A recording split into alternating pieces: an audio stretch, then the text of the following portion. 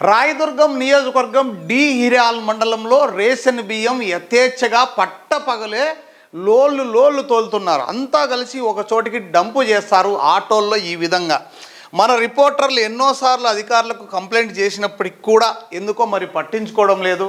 మరి దీని వెనక ఏం జరుగుతుందనేది అధికారులు ఒకసారి ఆలోచించుకోవాలి.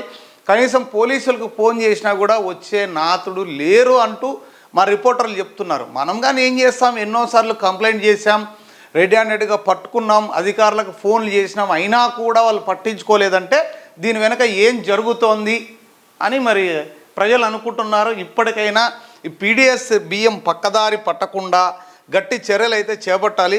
యథేచ్ఛగా చూడండి, వాళ్ళు నిలబెట్టి డైరెక్ట్ వాళ్ళే చెప్తున్నారు ఇవి రేషన్ బియ్యము అని ఆమె చూపిస్తోంది. ఆ బియ్యం కూడా మనం చూసాం. అధికారులు మరి పట్టించుకోవడం లేదు.